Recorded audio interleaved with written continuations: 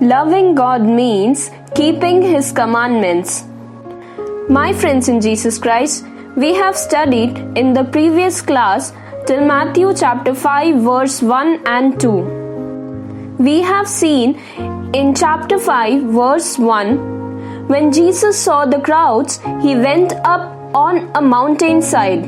Moses went up to the mountain and came back with the laws. That is, he came back to the people.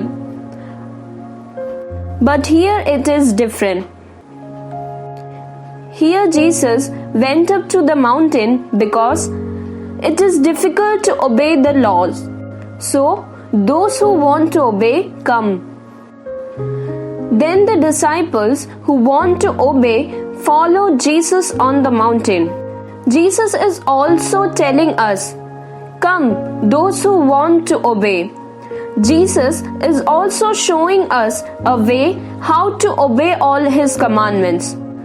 We should remember that Matthew chapter 5, chapter 6 and chapter 7 are for those people who sincerely love Jesus and for those who want to follow Jesus. Now, let's see verse 5. Blessed are the meek, for they will inherit the earth.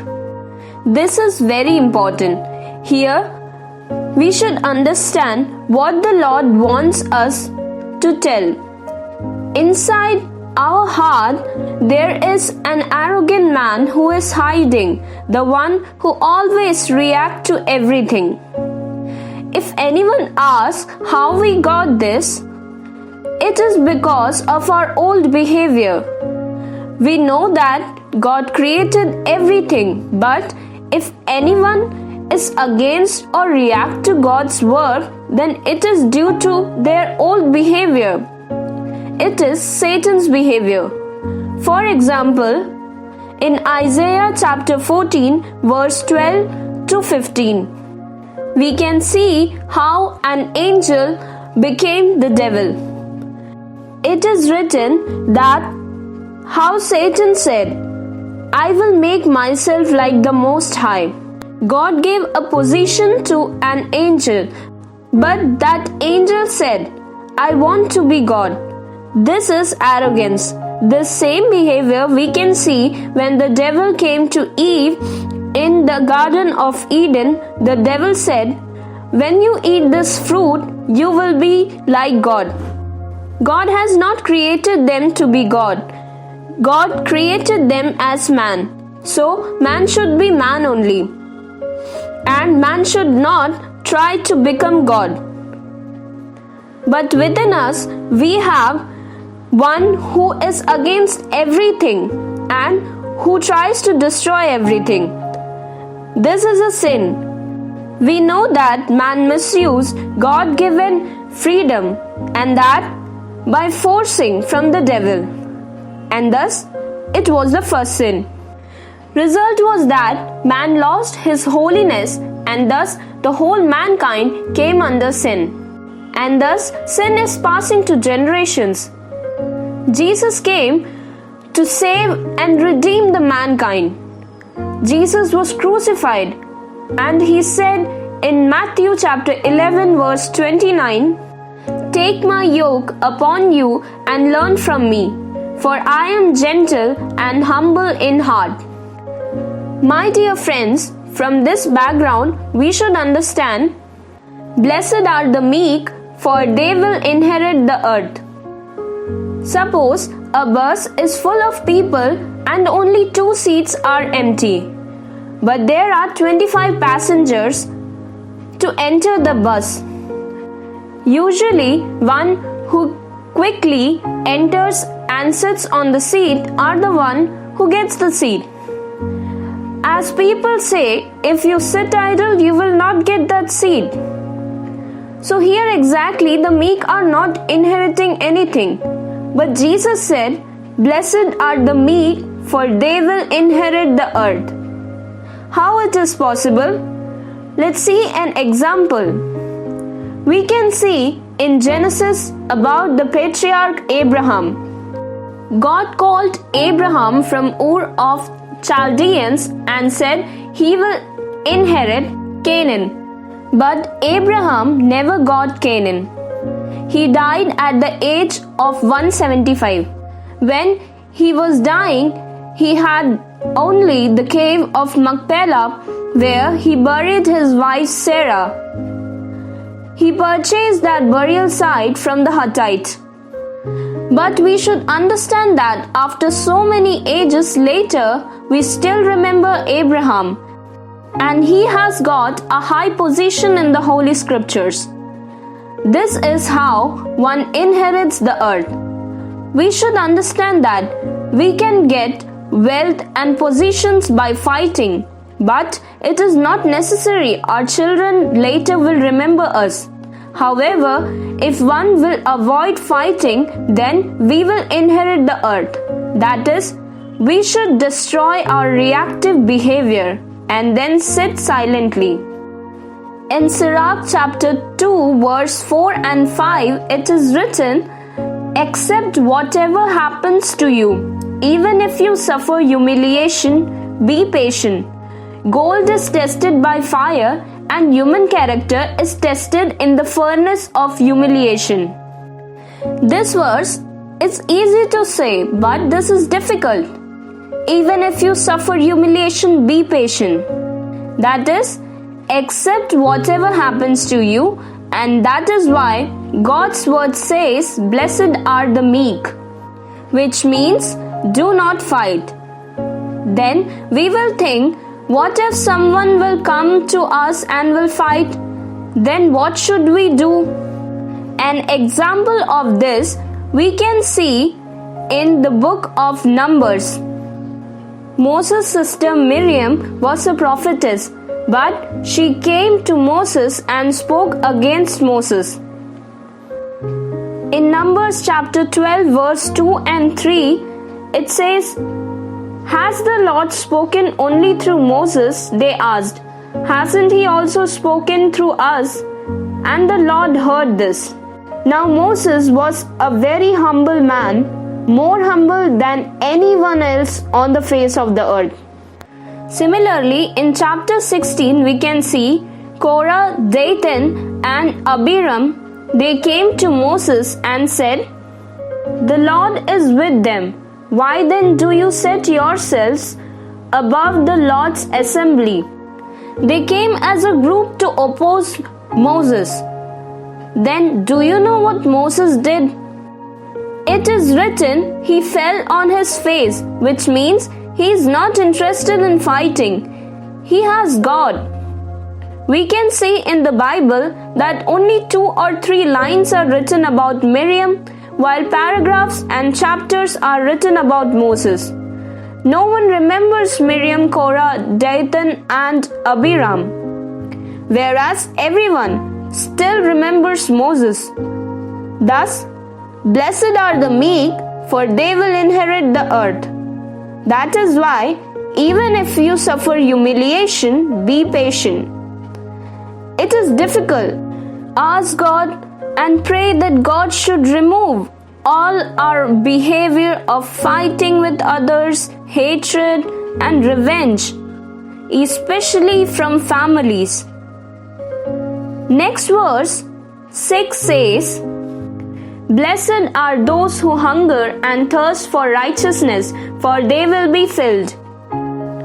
Those who hunger and thirst for righteousness means we should not think about this word as protest, because many think this verse means getting righteousness with protest. This is not correct. To understand easily what is righteousness, it is holiness. It means blessed are those who hunger and thirst for holiness. We should live our life as God wants us. Man always wishes to escape from sins, but it never happens.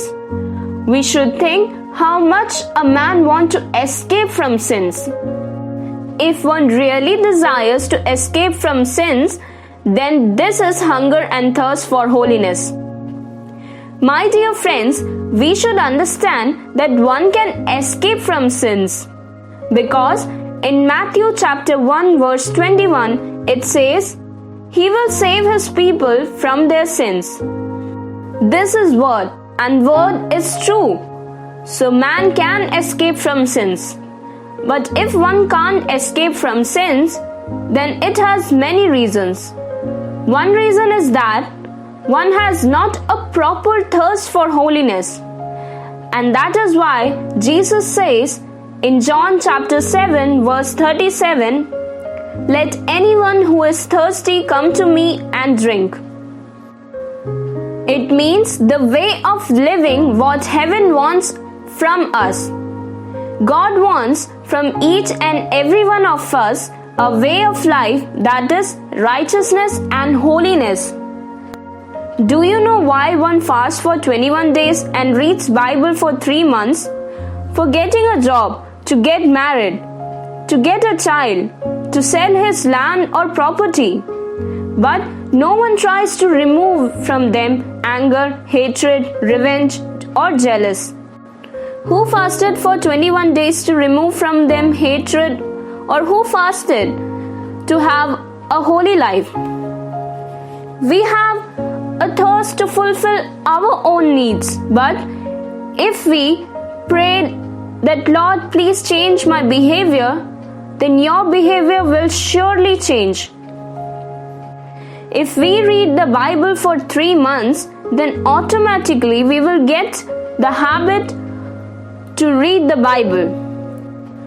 So, reading the Bible frequently will save us. Next, verse 7, it says, "Blessed are the merciful, for they will be shown mercy." I will not explain it in detail, but I will tell its principles. If anyone creates trouble, then we should think like this: definitely, we are also not perfect. Is this world perfect? No. So never expect perfection from anywhere or anyone. Especially never expect perfection in relations.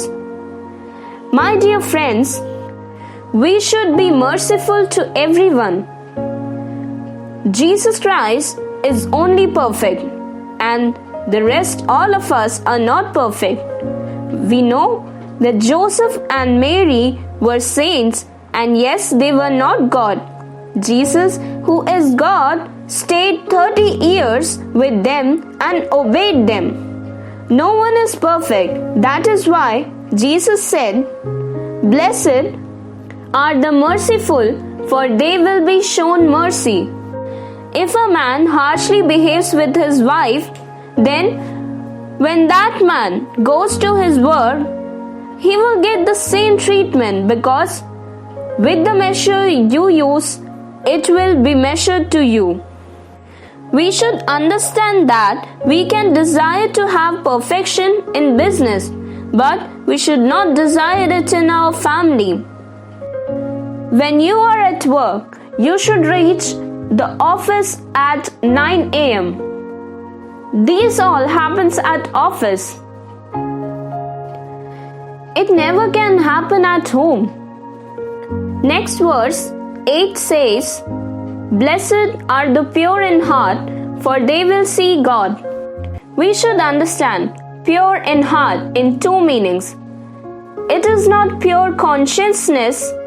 So what is the difference?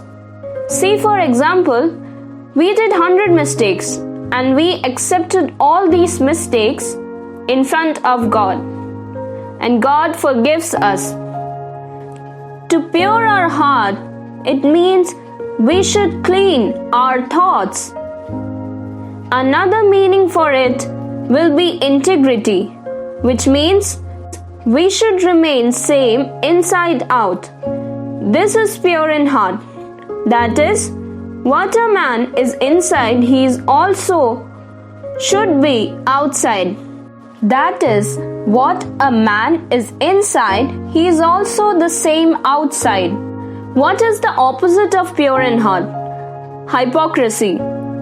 Inside, wickedness and sin, and outside, a believer.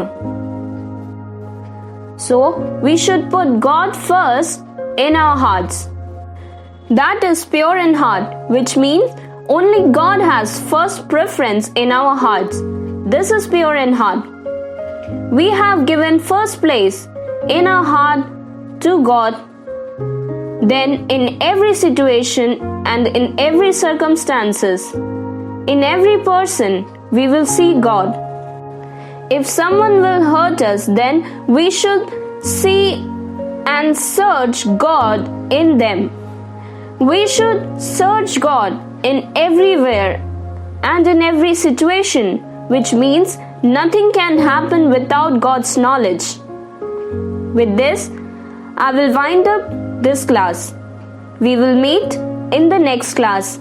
May God bless all of us.